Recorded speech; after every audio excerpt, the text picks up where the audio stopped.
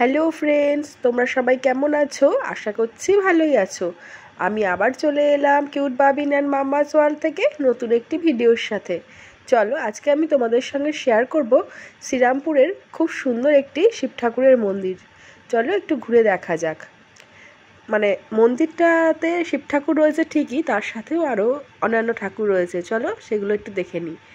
এটা হচ্ছে দেখো গণেশ ঠাকুর, ছোট্ট শিবলিঙ্গ রয়েছে, আর এখানে রয়েছে তারা মা।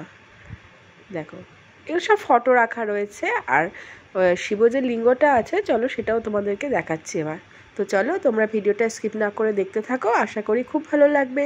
আর যদি ভালো লেগে থাকে তাহলে অতি অবশ্যই একটি লাইক করে দিও, শেয়ার করো, কমেন্ট করো, সাবস্ক্রাইব করে আমার চ্যানেলটার পাশে থেকো। এই দেখো শিব ঠাকুরটা, অপূর্ব সুন্দর লিঙ্গটা নিচে এরকম রয়েছে। এই দেখো এই লিঙ্গটা না ওপরে, এই দেখো ছোট্ট একটা খোপের মধ্যে এইটা রয়েছে। ভীষণ সুন্দর, ভীষণ সুন্দর দেখো। আর এই পাশে শিব ঠাকুরের একটা মূর্তি খোদাই করা আছে, আর নিচে হচ্ছে এই দেখো শিবলিঙ্গটা।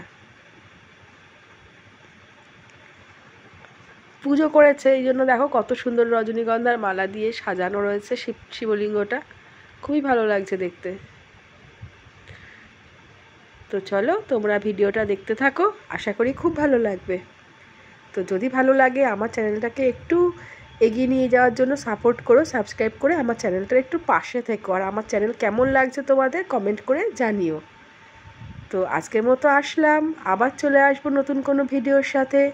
সবাই ভালো থেকো, সুস্থ থেকো, আর আমাকে একটু সাপোর্ট করো। টাটা।